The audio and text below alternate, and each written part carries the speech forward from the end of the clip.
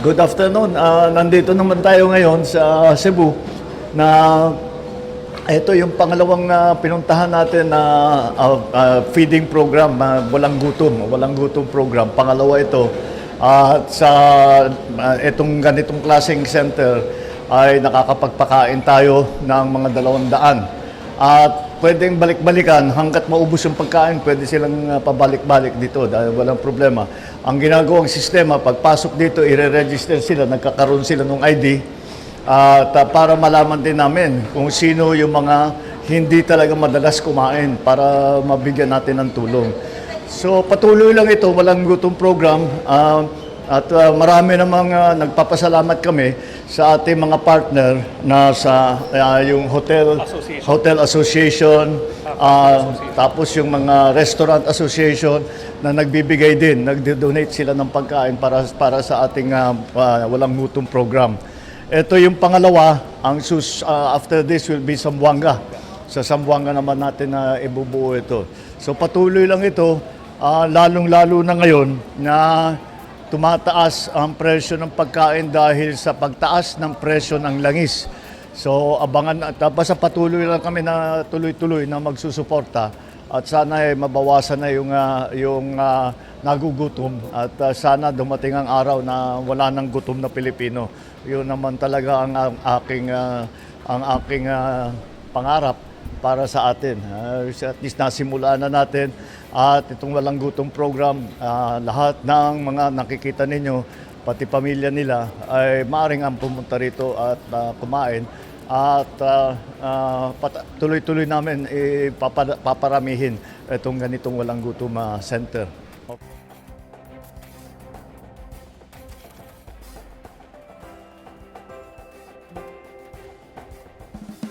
Ngayong araw, isa na namang mahalagang hakbang ng pamahalaan laban sa kagutuman ang ating matutunghayan, ang pagbubukas ng walang gutom kitchen dito sa Cebu City. Personal na ikutin at usuriin ni Pangulong Ferdinand R. Marcos Jr. kasama sina Cebu Governor Pamela Balicuatro, Cebu City Mayor Nestor Archival, Department of Social Welfare and Development Secretary Gatchalian at Department of Labor and Employment Acting Secretary Francis Tolentino ang pasilidad upang matiyak na maayos, ligtas at handang magatid ng serbisyo ang pasilidad para sa ating mga kababayan. Ako po si Liza Agudo mula sa Radio Television Malacanang at kami po ay inyong napapanood ng live dito sa Facebook pages at YouTube channels ng RTVM at Presidential Communications Office. At upang bigyan po tayo ng mas malawak na diskusyon patungkol sa bagong pasilidad na ito, mga kababayan, kasama ko po ngayon si Sir Carl James Ocobilio, ang Project Development Officer 3 ng DSWD Field Office dito sa Region 7. Maayong adlaw sa imo, Liza, at magandang araw sa lahat ng nakikinig at nanonood ng ating live stream sa RTVM at iba pang plataforma na naaabot ng ating programa. Isang makabuluhang talakayan ang ating pagsasaluhan ngayong araw dahil masasaksihan natin ang pagbubukas ng Walang Gutom Kitchen dito sa lungsod ng Cebu. Ang proyektong ito ang kauna-unahang soup kitchen sa Pilipinas na hatid ng Department of Social Welfare and Development o DSWD para sa ating mga kababayang Cebuano, lalong-lalo na ang mga individual at pamilyang nasa lansangan. Bago po ang lahat, Sir CJ, para sa ating mga manonood na ngayon pa lamang narinig itong programang ito, ano nga po ba yung Walang Gutom Kitchen? Ang Walang Gutom Kitchen ay isang inisyatiba ng pamahalaan sa pamamagitan ng DSWD na naglalayong matugunan ang kagutuman sa bansa sa pamamagitan ng pagbibigay ng libreng pagkain sa mga nangangailangan. Kaugnay ito ng layunin ng ating Pangulong Ferdinand R. Marcos Jr. na matiyak na walang Pilipinong magugutom sa panahon ng kanyang panunungkulan. Yan, isa nga po talaga sa mga pangarap ng ating Pangulo sa kanyang termino ay walang nagugutom na Pilipino. Sir, sino-sino po ba yung mga maaaring makinabang dito sa pasilidad? So gaya ng nasabi ko kanina na ito ang first soup kitchen dito sa Pilipinas, ang Walang Gutom Kitchen dito sa Cebu ay pangalawa pa lamang sa bansa at isa itong proyekto ng pamahalaan sa ilalim ng DSWD. Layunin itong tulungan ang mga individual at pamilyang nasa lansangan upang matiyak na sila ay may sapat na pagkain at nutrisyon araw-araw. Kung matatandaan natin, Liza, nitong taon lamang ay binuksan din ng DSWD ang Pag-abot Processing Center dito sa Cebu. Ito ay matatagpuan sa Liloan. Ito ay nagsisilbing pansamantalang tuluyan para sa mga individual at pamilyang nasa lansangan at na-reach out ng ating ahensya sa pamamagitan ng pag-abot program habang sila ay inihahanda para sa kanilang reintegrasyon o pagbabalik sa kani-kanilang mga komunidad. Sa kabila ng hangarin natin ng ating pamahalaan, patuloy pa rin nating nakikita ang ilang kababayan ng nasa lansangan. Kaya naman itinatag ang Walang Gutom Kitchen na matatagpuan dito sa Pier 4, Ongkinking Square Unit sa kanto ng Arellano Boulevard at General Maximum Avenue dito sa Cebu City. So madali lamang itong mapuntahan ng ating mga kababayan kung saan maaari silang makakuha ng libreng pagkain. So hindi lamang ang mga individual at pamilyang nasa lansangan, Liza, pati na rin ang iba pang mga sektor na nakakaranas ng gutom na kadalasan ay dahilan ng sa hamon ng kahirapan. So nakikita naman po natin na ngayon ay pinasok ni Ferdinand, ni Pangulong Marcos yung kusina nitong Walang Gutom Kitchen. Kumbaga ito yung puso nitong Walang Gutom Kitchen. Sir, makikita po natin na sinusuri ni ating Pangulo itong mga food preparation, ano po yung mga basihan. Sir, ano po ba yung mga naging basihan? Ano po yung basihan sa uri ng pagkain na inahain natin dito sa Walang Gutom Kitchen? So actually, yung Walang Gutom Kitchen ay open siya every day from 6 a.m. to 3 p.m. So bali nagsiserve po ng breakfast at saka lunch ang ating Walang Gutom Kitchen para sa kung sino ang gustong magpunta dito sa ating kusina. So bukod sa nutritional content ng mga inihahandang pagkain, tinitiyak ng ahensya ng DSWD na Walang Gutom Kitchen na ang mga ito ay masustansya at balanse at mahalaga ring malaman ng ating mga kababayan na maingat ang DSWD sa paghahanda ng pagkain sa loob ng pasilidad. So ngayon nakikita na natin ang ating Pangulong Ferdinand R. Marcos Jr. kasama si DSWD Secretary Rex Gatchaliano, si Cebu Governor Pamela Baricuatro na sila ang nagbibigay talaga ng mga pagkain sa ating mga benepisyaryo ng Walang Gutom Kitchen. So balikan natin yung tinanong mo kanina, Liza, no, na makikita natin na malinis talaga ang ating kusina, kumpleto ito sa kagamitan at maayos ang pagkakaayos ng mga gamit upang ipakita na binibigyan pansin talaga ng pamahalaan ang kaligtasan ng bawat mamamayang kakain dito. So, maingat din ang ating mga food server sa pagbibigay ng pagkain. Sila ay nakasuot ng apron na red, no? Face mask, yung iba, yung mga food servers natin at hairnet or cap upang matiyak talaga na ang kalinisan at maayos na paghahanda ng pagkain sa loob ng Walang Gutom Kitchen.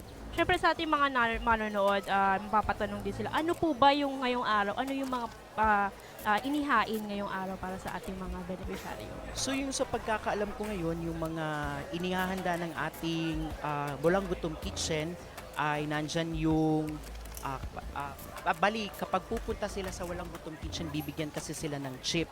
Ang chip ay katumbas ng isang buong full meal, no? Kasama yan ng kanin, ng ulam, ng gulay, ng sabaw at binibigyan din sila ng prutas at tubig. So pwede din silang umulit ng pagkuha ng pagkain or ng extra rice pero sa isang beses lamang. So ngayon, yung menu for today na inihahain ng ating mga bisita para sa ating mga beneficiaryo ng Walang Gutom Kitchen ay pork humba, chop suey, egg drop soup at prutas na mangga. Yan.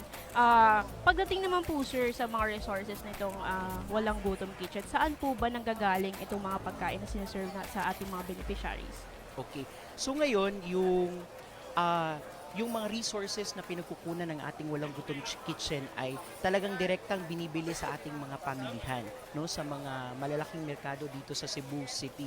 Ngunit nais din nating palakasin ang ugnayan natin sa mga pribadong sektor upang masiguro na walang masasayang na pagkain mula sa mga restaurant, hotels at iba pang establishmento at sa halip ay mapakinabangan ito ng mga taong higit na nangangailangan. So magandang katanungan yan, Liza, dahil ang DSWD ay kilala sa patuloy na pagtulong sa mga nangangailangan. So para sa amin, hindi mahirap ang paghahanda at pamamahagi ng pagkain sapagkat mayroon tayong mga cook at nutritionist dietitians na nakatuon sa pagbuo ng mga masustansya at balancing menu para sa araw-araw na operasyon ng Walang Gutom Kitchen. So sa kasalukuyan, ang pangunahin talagang pinagkukunan ng pagkain ay direktang inaangkat mula sa mga pamilihan.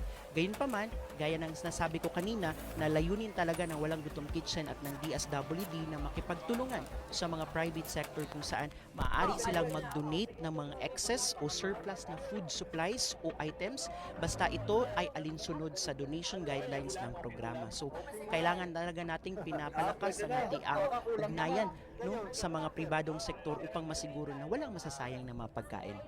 Yan, para naman po sa ating mga Cebuano na nais mag-donate para sa Walang Gutom Kitchen, paano po yung magiging proseso nito? Ano pong klase, ano po pwede nilang i-donate? Ano yung mga hindi nila pwedeng i-donate?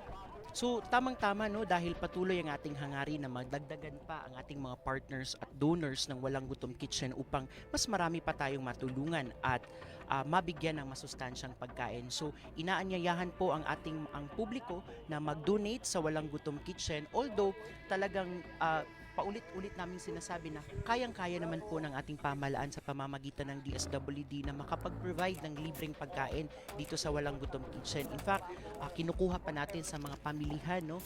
Inaangkat pa natin sa mga pamilihan yung mga ingredients at mga raw materials na ginagamit para sa pagkain. Ngunit iniimbitahan natin ang ating publiko na mag-donate dito sa Walang Gutom Kitchen ng mga ready-to-eat meals or packed meals or mga raw ingredients. Basta alinsunod ito sa panuntunan ng ating donation guidelines ng Walang Gutom program.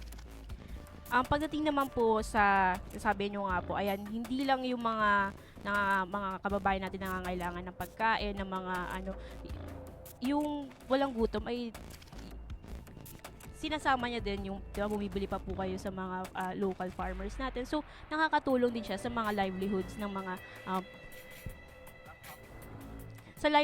mga nandito sa Cebu, sa mga kalapit na negosyo ng Cebu.